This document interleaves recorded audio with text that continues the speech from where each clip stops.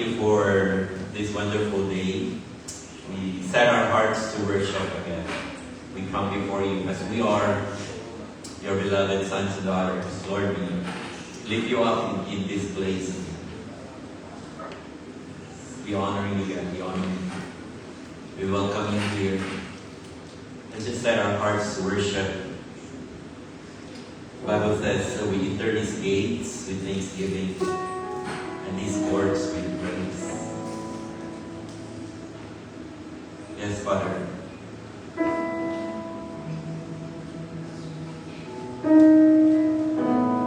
Hallelujah, Jesus. We welcome you.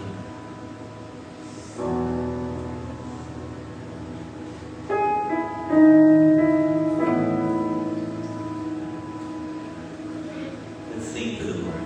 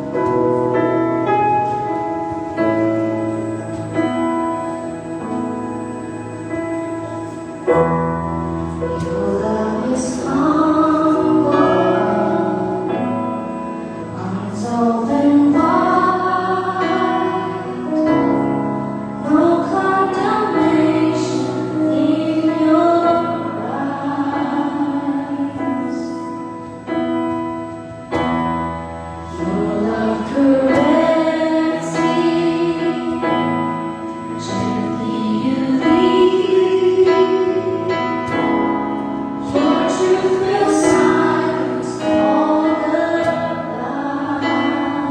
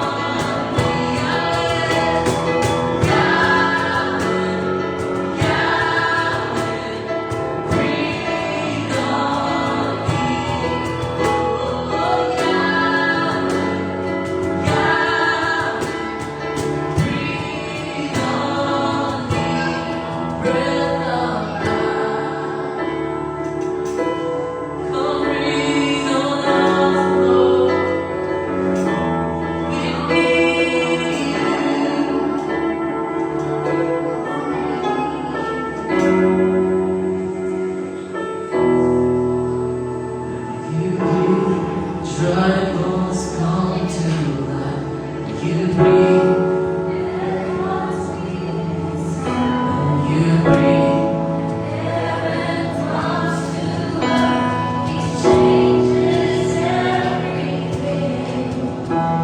You breathe. All starts breaking down. And you breathe. You breathe. Heaven comes to life. He changes everything. When you breathe, dead hearts beat inside. When you breathe, heaven comes to earth. He changes everything. When you breathe, all stars breaking down. When you breathe, brand new songs pour out. When you breathe, heaven comes to earth. He changes everything.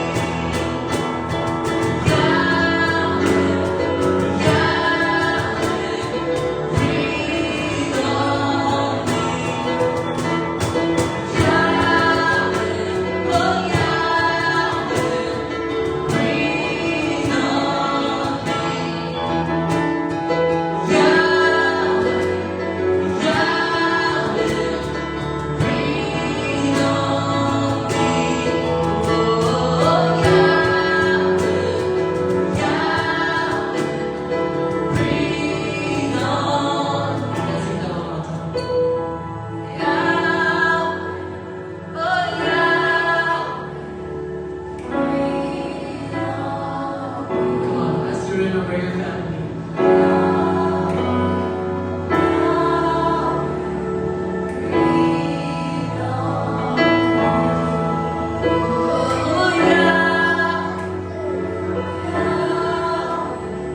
Breathe on the things of my heart.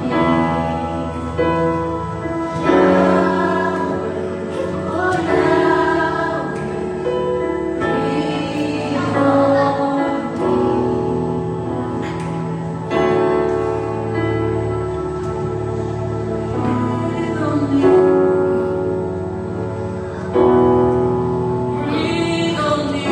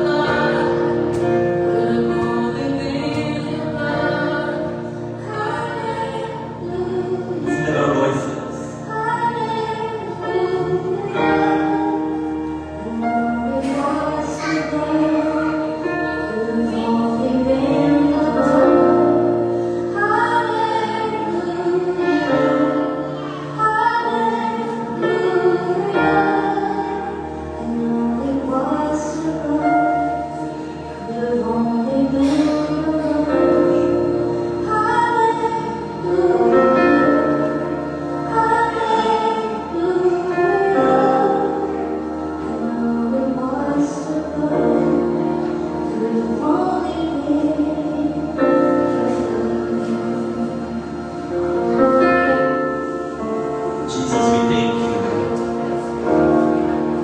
that there's now no need for a sacrifice. Because once and for all, you offer your life, you gave your life. You made a way for us to come before your presence. No longer separated, God. You torn the veil that separated us.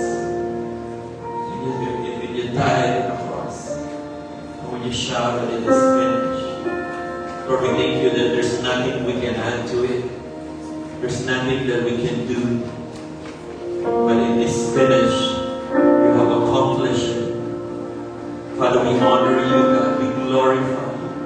We thank you for this privilege to come before your presence, to worship, to not be separated, to be invited, to be close to you, to worship you. We thank you, Jesus.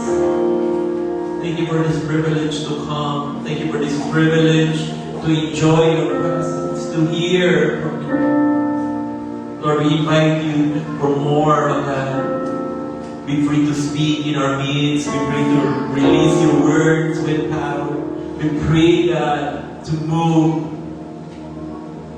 in the name of Jesus. We thank you, God, for your presence. We glorify you this morning, God. We bring to you all praises in honor and glory. Let's just honor the Lord in this place this morning. Let's just give him our best love offering, our best worship. Thank you, Jesus. We thank you, God. Thank you for your goodness. In Jesus' name we pray. Amen. Great. Please be seated. I'd like to invite those at the back. Let's occupy the seats in front. Okay, and the kids, if you can go to 7th floor. Okay, we have 11 seats for in front. Let's occupy them. Good morning. Hello. Alright, good morning folks, even to those who are joining us online.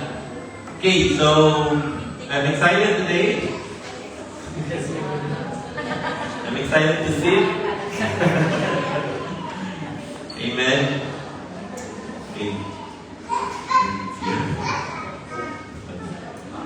Alright, amen. So our anniversary is coming soon. Before that, let me welcome everyone. So we're glad to have you. First timers, second timers. Amen. Okay, we are blessed to have with us friends. Do you went to toilet? Amen. So we have a guest speaker. That's why I'm excited because I don't need to prepare. I just need to sit and listen. Okay.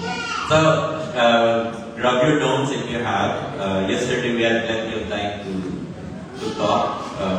Simple conversations, but very powerful conversations. So very encouraging, and it's good to hear from seasoned pastors, leaders who have gone through a lot, and then who have been so close to the heart of God. So this morning we are blessed to have with us Pastor Lagat. He's very famous in the Philippines, especially in Mindanao. Well, our conversations yesterday is so inspiring, and I'd like to hear more from him. I think if you would want to stay for a week, we would enjoy it, just having conversations. And we can learn from a lot of people in conference, in books, in YouTube, but there's nothing that can beat personal conversations. And I heard from Pastor Marcos, he loves small group. During pandemic, their church, they converted a lot in small groups. And they have so many small groups in Mindanao. And it's good that they are here today, so we're blessed. Let's welcome Pastor Lagat to give us the message today.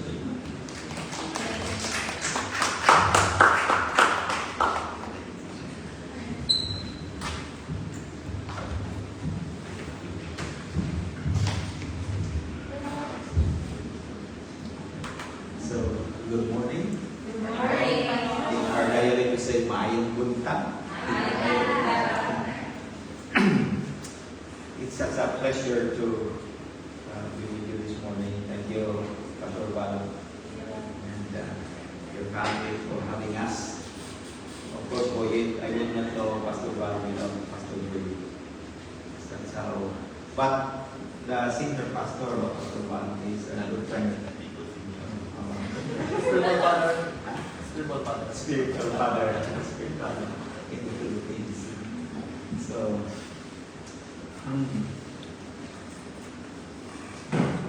I just enjoy this morning's opportunity to come together and continue to grow in our walk with the Lord.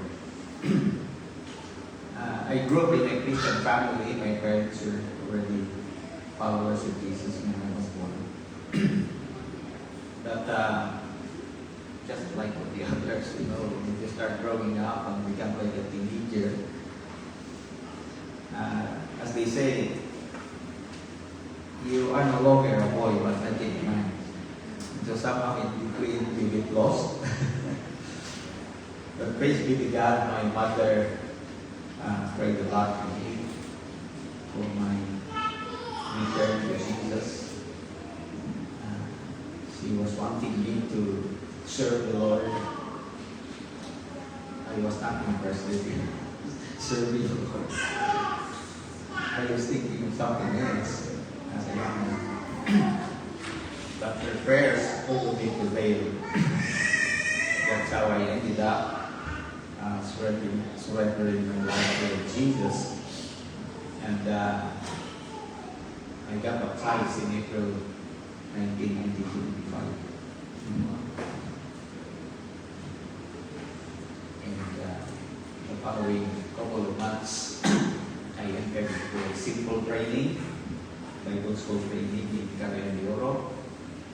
And since then, I've been serving the Lord, me and my wife. We have 3 children, 2 girls and a boy. All of the girls are married. Our son somehow has yet found his other half. He's 40 years old. He's a lawyer. And he has been here. Yeah, he has been here. We grew up in here a couple of times. All our children were able to visit Cambodia. And all of them are passionate for Jesus. We have 4 grandchildren from our first daughter, all boys. And they are into homeschooling, so it's easy for them to travel. And they love birds and nature, animals. They are into birding actually, so whenever they will take a trip, they like to go out of the road to see those birds. So, let me start with 2 Timothy chapter 3, 16 to 17. But first, let's have a short prayer. Father, we thank you for this day. This is a brand new day that you are gifting us with. And as you want it to be, we would like to offer again our lives unto you. And let us live this life for the glory of your name. So everything you do and everything you say. Thank you. Even now, as we will be spending time talking and sharing about your word. Holy Spirit, this is your special work on our lives. It is you who will teach us. It is you who will enlighten our minds. It is you who has the power to remove the veil, whatever it is that hinders us from seeing clearly and accurately. We will continue to do that in each of our own life. So we will come out better, stronger, and more able to fulfill whatever you want us to do. We ask you in Jesus' name. So here is the verse that we want to start with. This is a familiar verse. You've heard this many times. But first, let me go to verse 17. So we will somehow set the tone where we're going. In verse 17 tells us of the expected result when God's word is used properly. The expected result is so that the servant of God may be thoroughly equipped for every good work. Some translations, instead the servant of God, the man of God. The man of God or the woman of God. And there is a difference between a man of God and a child of God. Okay? What's the difference? Of course, maturity. The child has become grown up, now ready to serve. Amen? Amen? Huh? We start by being a child of God. We turn away from our sin. We see Jesus. Then, from there on, there should be non-stop growing and maturing. Amen? One very important element that helps us mature in the Lord is God's Word. Amen. It is likened to milk. Milk is already a complete food. And then, by taking milk, we should also practice taking solid food. Hallelujah. And to my understanding, solid food is when we start practicing God's Word. Okay? Jesus said in John chapter 4, my food is to do the will of Him who sent me. Amen. Milk is not continuously reading, memorizing, studying God's Word, discussing all the difficult scriptures, the prophecies, the 666, everything. That's not milk. That's not solid food, is it? All scripture is milk. It's food. And solid food comes when we start reading the Word. Hallelujah. That's how we grow from children of God to becoming men and women of God. Amen? Amen. Just by mere accumulation of Bible knowledge does not make you a man of God unless and until you start practicing, obeying the Word of God as the Spirit of God leads you. Hallelujah. Amen. So where are you? Somewhere in between, from a child of God to becoming a son of God or a man of God. Are you still somewhere? No. Maybe you are fluctuating. Sometimes you take those steps, going the direction of becoming a man of God, then you backtrack a little bit because things are getting harder. Sometimes life is the same. But again, the Holy Spirit, the Lord Himself, is ready to help us all. Amen. But the place of God's Word is very important. And the role of those that handles the Word of God over the family of God, over the children. That is why in Ephesians 4, 11 and 12, the Apostle Paul talked about gifted men that Jesus gave to the church. And they were called the apostles. What's next? The apostles, the prophets, the evangelists, pastors, and teachers. This is what they call the fivefold ministry gifts. And why they were given by Jesus to His church. When we read this verse in the New Living Translation, verse 12 says, their responsibility. The word there refers to this life. Their responsibility is to equip the people of God. Amen. Amen. So we equip the people of God. Now what's the idea of being equipped? What's the idea of being equipped? Some translations use the word prepare. To prepare the people of God for the works of service. Their responsibility is to equip God's people to do His work. God's people is expected to do the work. That's why they are supposed to be equipped so that they will be able to do the work. The simple idea of this is when a pastor, and I'm equipping someone else, the result will be whatever I am able to do as a pastor, they can do. I pray for the sick, they pray for the sick. I share the gospel, they share the gospel. I baptize someone that see Jesus, they can do that. Amen. That's the whole idea of equipping. In fact, it should be a little bit more. That those that we equip should become better than us. Jesus said that to himself in John 14 verse 12. When he told his disciples, if you believe me, the works that I do, you can do also. And greater works than these, you will do. Amen. How is that? So that's the whole idea of equipping. That what the equipper is doing, you can do them. You can do them more. And so much more. Hallelujah. So much more supposed to. Hallelujah. And the one that is equipping should never feel intimidated or insecure that the person that he or she is equipping might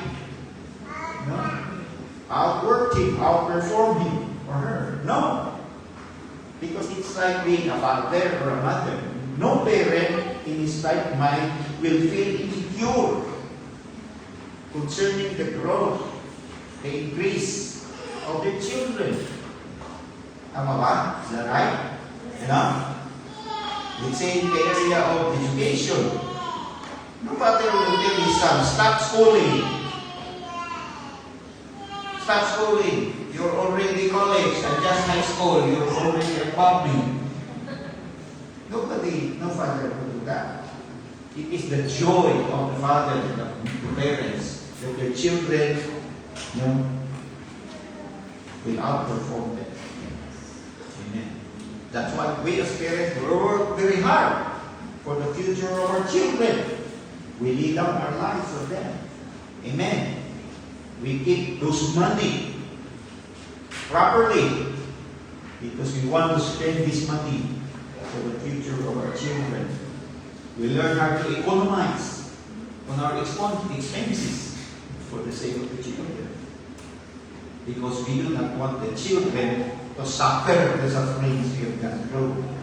We want them to live a good life in us.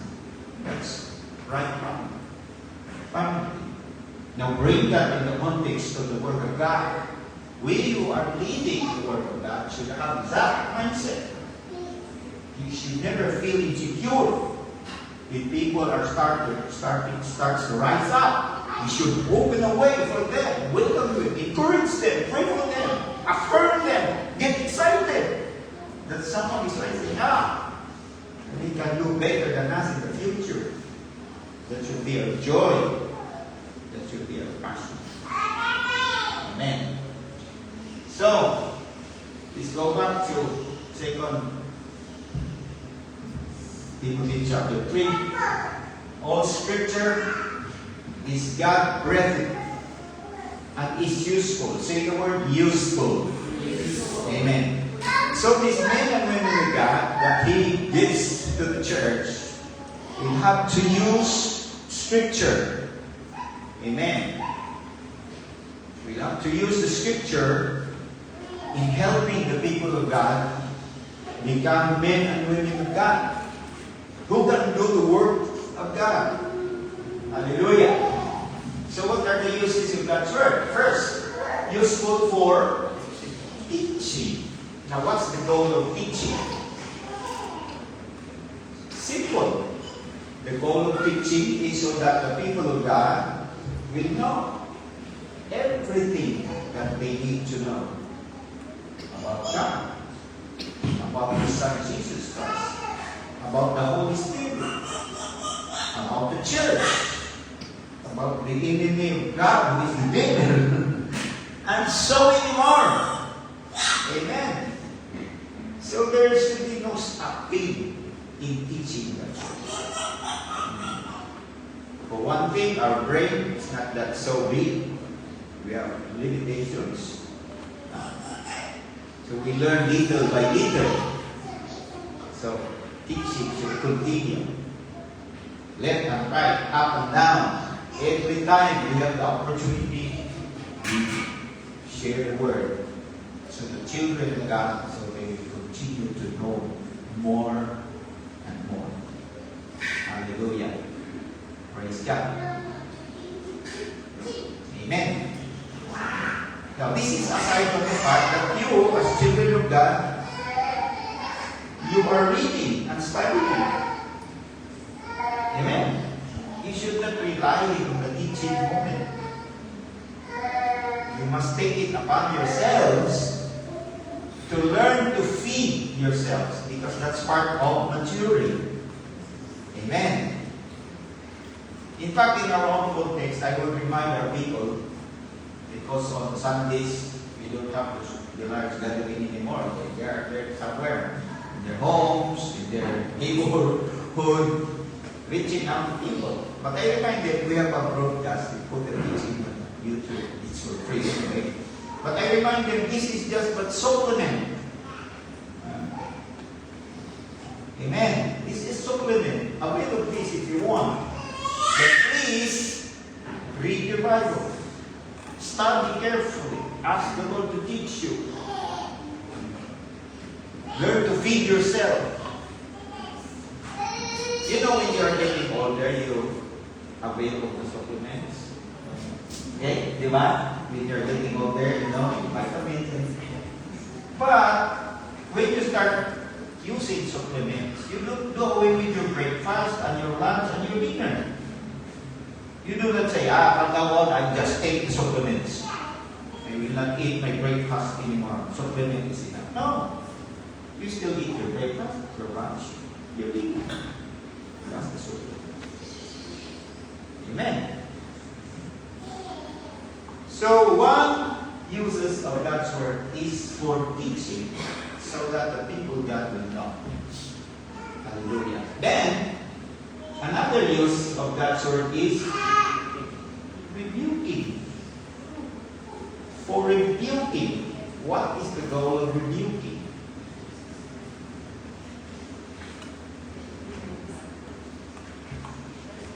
When you rebuke someone, what do you want to see happen in that someone's life?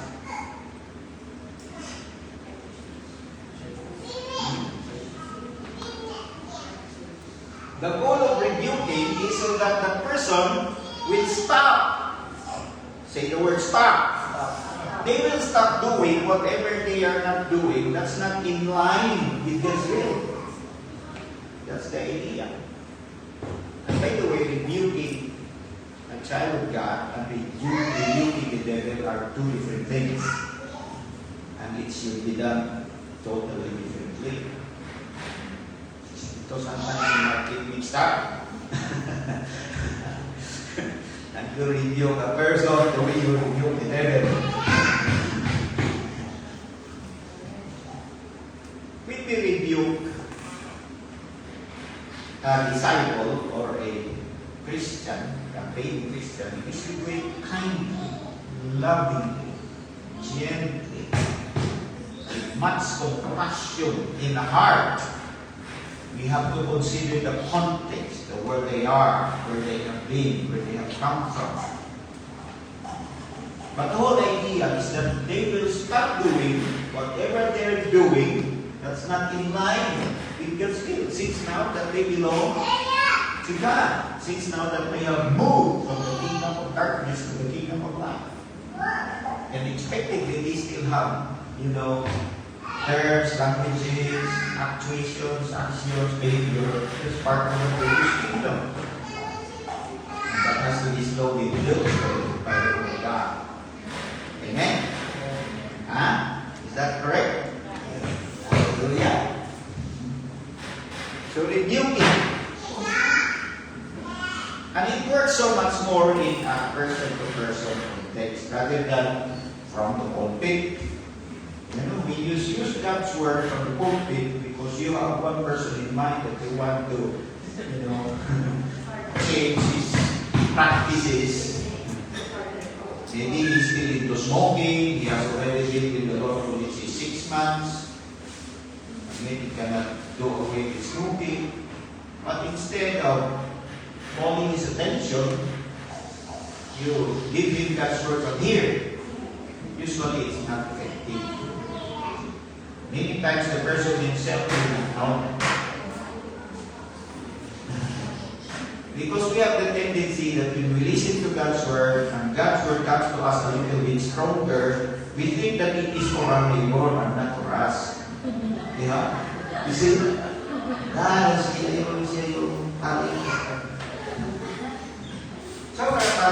So it becomes clear and accurate. We call the attention of the person. Again, with love, with grace, with kindness, with mercy, with lots of prayer, especially with the issues of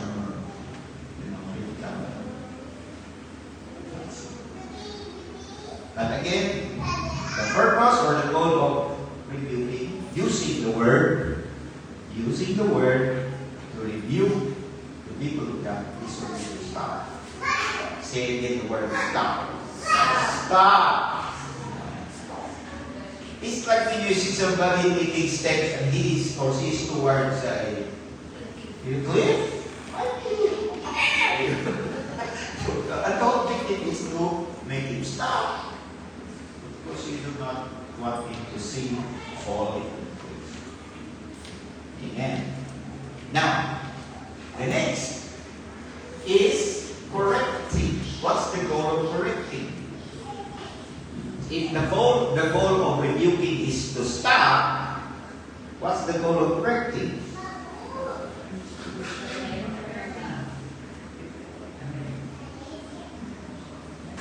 If the goal of rebuking is for the people of God to stop doing what they're doing, that's not in line with God's will. What's the goal of correcting? Simple. So they will now start doing whatever it is that they need to be doing as a follower of Jesus. That will help them grow, that will help them become mature, that will eventually make them useful in the family of God. Amen? So it's like saying to somebody, hey, don't do that. And then you point to that person, you do this. Does that make sense? Don't do that. Do this one. You show him the right. You should let him stop with the wrong. You show him the right. Amen. That's correcting. So they will start doing whatever they need to be doing as a follower of Jesus Christ, as a new citizen in the kingdom of God. Because there is no sense that they must stop doing things that were not in line with the will of God. And yet, until now, they have never started anything that will help them grow and mature in the Word of God. For example, if you ask some person, so how are you? And then he will say, you know, since I came to Jesus Christ, I stopped gambling, I stopped renouncing, I stopped drinking, etc., etc. I'm very good. Praise God. Now, what have you started to do? Nothing. You see? So, it's important that he should stop doing anything and everything that's not in line with God, that will not bring glory to God, that will not bring good benefit to his life, to his family. But it is also equally important that he will start doing things which will bring glory to God, things that will help him or her grow as fast and as quick as possible. And there are many things, one of which is reading the Word. When a person comes to faith in Jesus, immediately you should start reading God's Word. Amen. Hallelujah. Of course, in the beginning, you'll have a difficulty understanding that it's normal. But just encourage him. Just skip the difficult. Whenever you come to a passage or a story that you didn't get it, just drop over. Just keep on reading. Because the first discipline is to just read. The understanding later on will come to you. Amen. So teach him how to take notes. Amen. Yeah, take notes. Make his own notes while he is reading, things that he has observed, things that you know has somehow impacted his own lives, things that stirred up his attention a lot. Sometimes he believes.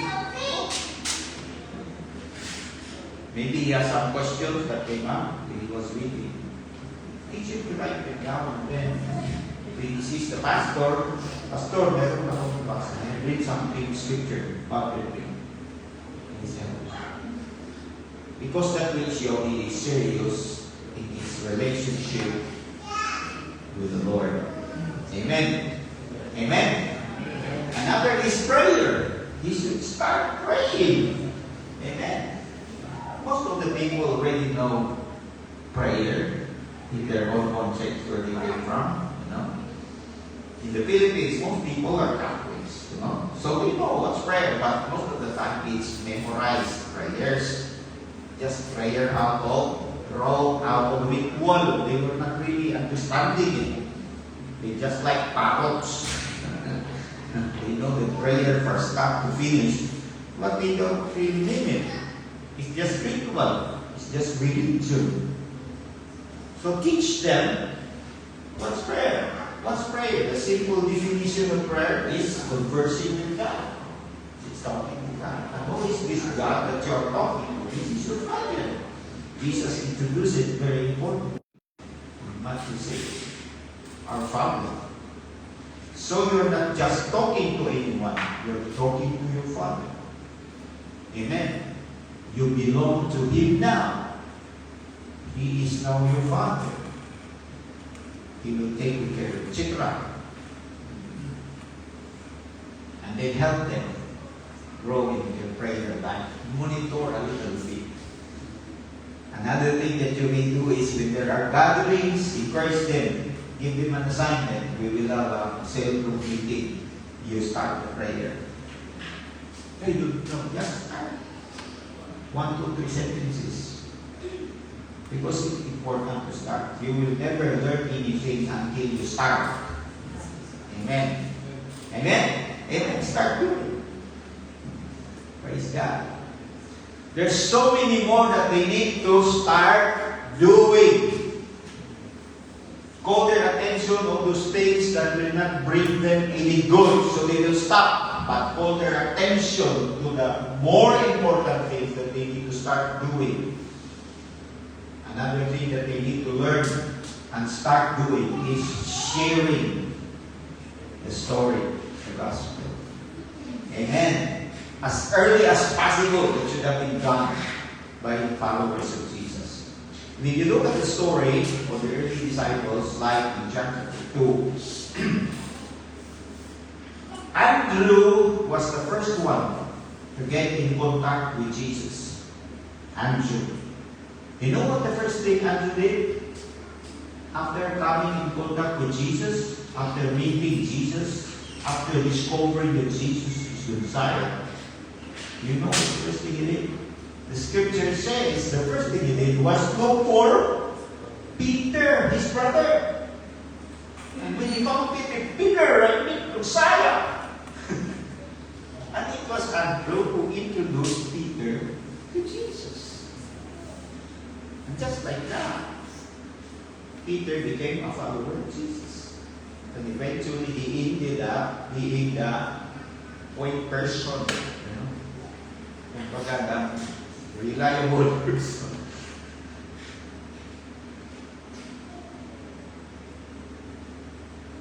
You also have met or seen the next disciples there. Philip finding Nathanael. After Philip met Jesus, he went off and looked for Nathanael and told him, Nathanael, I met Messiah, Jesus of Nazareth. And Nathanael said, can something good come from Nazareth? Huh? Nazareth? Because Nazareth was a place of scorn and shame. All the questionable persons would run to Nazareth and hide there, and even the police would not go there. And so when Jesus was introduced by Philip to Nathanael, and he said, Jesus is from Nazareth. But there was no argument from the part of Nathanael, not from the part of Philip. He just said, come and see. Come and see. There was no abrasive, you believe this or else. No. He knew that the faith was a little bit in doubt. But how to overcome that doubt? No debate, no argument. Just come and see. Come and see. Come and see. So we brought Nathanael to Jesus. Maybe Nathanael said, wala akong pamasahe. I take charge. Just come and see. And when Nathanael meet Jesus, even before he was very close with Jesus, Jesus spoke something. He is a person who has no God. How did you know me? Nathanael, how did you know me? How did you know me? And Jesus said, I saw you. You were sleeping under the tree. Things like those happen because new believers started to tell the story to their loved ones. Start to invite them. No need for argument. No need for bashing. Just invite them. Let them see. Let them observe. Give them the opportunity to behold what the Lord is doing. Amen. Those are some of the things that new believers and even old believers need to start doing. Unfortunately, there's so many Christians na tumanda na sila kay Lord. They have already grown up in the Lord, never started sharing the story of Jesus. They're always overcome by shyness, by timidity, and many more. So, correct them. Not just rebuke them, but correct them. Point to them the right things to do and help them. Amen. Sometimes in the area of sharing the gospel, the person is so timid to, because there are some personalities that are so, like me, when I was growing up, I was a very shy person. I would rather be by myself than with other people. I enjoy it when I am alone. I'm not a sanguine person. They're just happy all the time and make friends so easily with everyone. I'm not that type of person. I was a melancholic, phlegmatic. But anyone has an opportunity to grow. We can all grow. Amen. I have grown a lot from that personality type since I gave my life to Jesus. Since I responded to the call of the Lord, I started to realize, God, I will be a pastor. I'm so shy. I can hardly start a conversation. What will happen to me? So I started crying and God, you must help me overcome my sins. Little by little, the Lord helps me. Amen. But you must have to start. Amen. Hallelujah. And then another. Training. So the goal for teaching is so they will know. The goal for rebuking is so they will stop. The goal for correcting is so they will start. How about training? And where at in training? Training in righteousness. Training in the right way. The things that you have pointed out to them that they need to start. Those are right things. You know, in contrast to the wrong things that they were involved in the past before they came to know Jesus. The idea of training is mastery. That's the whole idea of training. Meaning they need to spend some more time. Hallelujah. Because in doing the right thing, it's an uphill challenge. You know? When you do the wrong thing, walang effort. No need to effort when you do wrong things. But when you dream of becoming good at the right things, you have to understand it's an uphill climb. It takes a lot of effort. It takes a lot of help from people around you, from your pastor, from your elder, from your disciple maker. He must have a lot of patience in helping you climb and overcome the obstacles in righteousness. Amen. So training. Say the word training. Training. Hallelujah. Paul, who was the author of this letter, has something to say more about training in another of his letter in 1 Corinthians.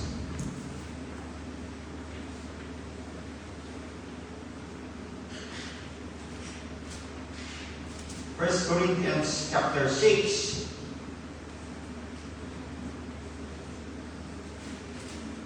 I should say 9. 1 Corinthians 9. Start with verse 24. Do you not know that in a race all the runners run, but only one gets the prize? Run in such a way as to get the prize. Verse 25. Everyone who competes in the games goes into strict training. The word training is qualified by another word, strict training. Why is it important for athletes to go through strict training? Why? Because when you go through training and the training is simple and it's not, there is no sense. Your training should be difficult because that will prepare you. Diba? You are to prepare for, like Manny Pacquiao, when he has a fight. You know, he would go through 3 months of rigorous training, jogging, shadow boxing, sparring, and everything. And when it comes to sparring, he will not spar with tricycle, yung tok-tok drivers. He will start with the big one, and because he's preparing for an enemy whose intention is to defeat him. Amen. So it should be difficult training because it's preparing for a challenging assignment. This is one thing that most Christians do not appreciate or not realize, the importance of training. Many times when you let them go through training, they will complain. They will say, oh, so much pressure. But this is good because you are being equipped and trained for an assignment. God wants your life to be useful. He wants you to be a man of God and a woman of God that God can rely on. Amen. For example, you're working in a company, let's say in a manufacturing company, and there are only 2 of you who are followers of Jesus there. You are the man of God and the woman of God in that company. And when somebody has a need there, the pastor does not need to go there. You are the man of God there. Function as the man of God. Function as the woman of God. Amen? That is if you have understood how it should be. The reason why you are being taught by the Word of God. The reason why the Word of God is brought to your attention so you can stop doing whatever it is you're doing that's not in line with God's will. The reason why you are being corrected by the Word of God so you can start doing everything that prepares you for the best that God has in store for you. Amen. Hallelujah.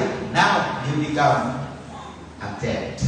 When there's so much training, you become adept in whatever it is you're training for. Hallelujah. Strict training. And Paul continues by using the passage. If you finish the 1 Corinthians 9, he uses as an analogy concerning the Olympic athletes, in Greece, where Paul was very familiar. They would go into strict training, and then when they win in the competition, they get a reward. What's the reward in these days? What's the reward? Huh? Flowers or leaves they would be put on your head. Imagine you would go in critical training, and then at the end of the competition, what you get is flowers and leaves. And yet they were willing to do that. That's exactly the logic that Paul was doing. They go to the strict training to get this reward, flowers that can win away. But us, we will not get flowers. We will get eternal rewards. And then so many of us not willing to go to strict training. You see? Tell your neighbor, don't be foolish. Be wise. Those athletes were willing to pay the price to become a winner, and yet they only receive flowers that will wither the following day. But we are getting crowns, eternal rewards. Hallelujah. Amen. And then one more verse. In Philippians 4, verse 9, Paul was urging the Christians in Philippi by saying these things. Philippians 4:9. You're using NIV? Is that NIV?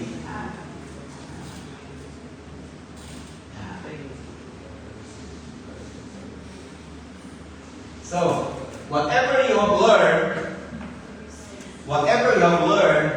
or received, or heard from me, or seen in me, put it into practice, and the qualities will be with you.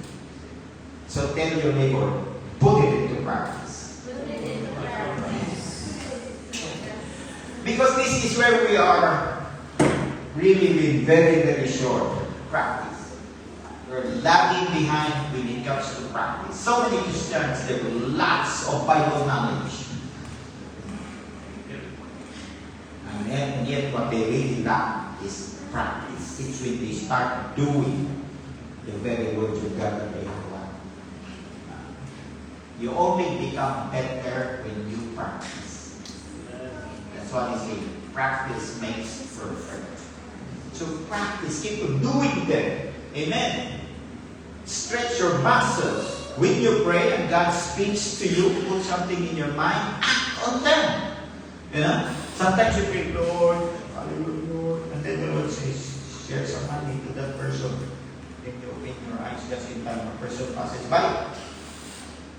You know? And then you say, later on, Lord, later on, I will finish my prayer first.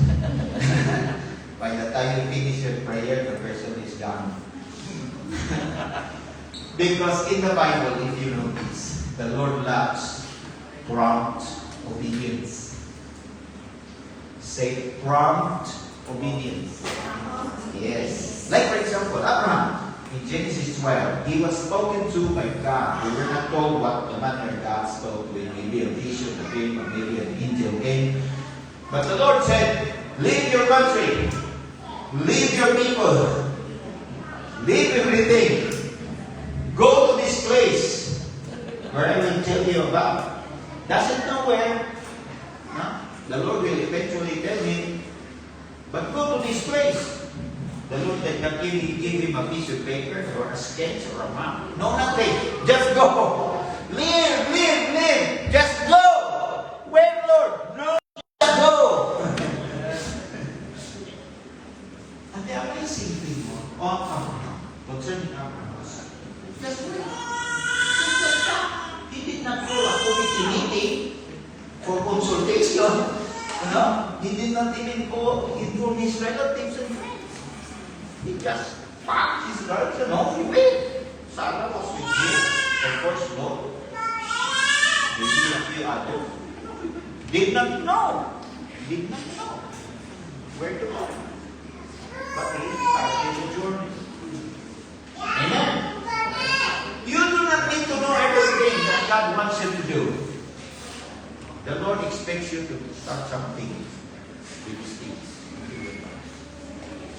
Most Christians, they would say, you know, I have been a Christian, but God has never spoken to me. Most of the time, the reason is, God has spoken to them once in the past, but because they did not ask for them. Because every time you respond positively to God's word, that qualifies you for the next God's word. If you don't act on it, you disqualify yourself for the next opportunity when God will speak to you. Because why would God speak to you the second time when you have not acted on the first time? That's why it's important to practice. And when you keep on practicing, slowly but surely, you will become the man of God or the woman of God that He wants you to be. Amen. Amen. Amen. You will become the man of God or the woman of God that He wants you to be. Say the word practice. Practice. Practice. Come on, it's practice. Hallelujah. Have you learned anything this morning? Amen. God's word. Now you have a pastor, he will do his part in helping you so that you will arrive as soonest possible time at that level where you start to become man and woman of God. Your life becomes useful. Amen. Amen. You're not just consuming all the blessings of the Lord, but you start to contribute now for the advancement of God's kingdom. I am praying. I am praying. And I will see you when I next come back. And you will have, say the word, results. Results. Yeah. You will have results of you being a man of God, a woman of God. You will have stories of your own, how the Lord has used your life in your own context. Maybe beginning in your own family, your own circle of friends. Amen. Hallelujah. Because results are important. Amen. Results are important. Nobody in his right mind, when you are a fisherman and you go out into the sea, what's in your mind? Huh? What's in your mind as you go out into the sea? Oh, you will catch fish. Yeah. Should be many fish. Should be big fish. Okay? In as much as you have spent money for it, you will buy gasoline for your motorboat, you will buy your hook and line and everything, you will bring bottled food with you and water. It costs some money. And then you content yourself going home with nothing. No! Especially in the Philippines, no fisherman will do that. Somehow in America, some fishermen, they do that. They catch fish, have pictures, and then go home, leave the fish behind. Because all they do is pictures and enjoying the fishing. But in the Philippines, we always bring the fish home. Cook the fish, make it into food, or sell the excess part, make money out of it. Amen. So please, think about results. Paul was saying in one letter to the Thessalonians, when I was with you, I was with you without, I was not with you without results. Meaning wherever Paul has gone, there was always results. People were either stirred up and got angry so that a riot happened, or a revival broke out. And people got converted, eventually baptized and became a congregation in the first Say the word results. And results are this morning. Hallelujah. Father, thank you for the opportunity to share the word, your precious word, to your children, to your people. And all of them, many of them, most of them, are desiring to become man and woman that will represent you properly wherever they go, wherever they live, wherever they are. And pray, O Lord, that the word, O Lord, that will not fall on the ground, but your word will find its rightful place in their heart and in their mind. And with faith, and faith comes upon them, so they will receive your word, even as your word comes in faith, because faith comes by hearing through your word. They will receive your word, and there will be so much joy, Lord, in their hearts as they receive your word. And your word will like become a seed that's planted in the ground in their heart, and in due time it will start to germinate and grow. And lo and behold, your God, the inevitable fruit will come out and manifest for the glory of your name. Thank you, Father. Holy Spirit, thank you. You will help us all in this, of course, because that's why you were sent. You were sent to help us. And we shall keep on asking you to help us. We will keep on giving you the opportunity and the greatest joy in helping us. Making the kingdom manifest in the places where we live. Starting in our own families and in our own homes. Let your glory be seen. Majesty of God. Hallelujah. Become visible. Thank you, Father. Hallelujah. Thank you, Father. Thank you, Father. Jesus' name.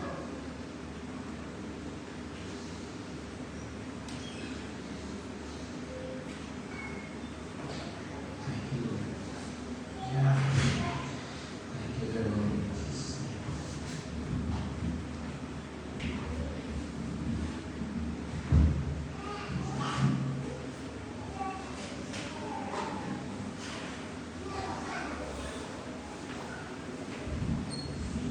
Are you blessed? Yes. Alright, we have a little bit time, so I'd like us to group into groups of 3 or 4. Just small groups so we can have time to process what we have heard today. So, okay, let's go group into 3 groups, 3 or 4. And for 10 to 15 minutes, let's just discuss, share your takeaway from the message. And then how will you apply it in your life? If possible this week, then so. Okay, one quickly. Let's go. Let's have maybe between 10 to 12, 15 minutes. Let's just share. So make sure everybody can share. And let's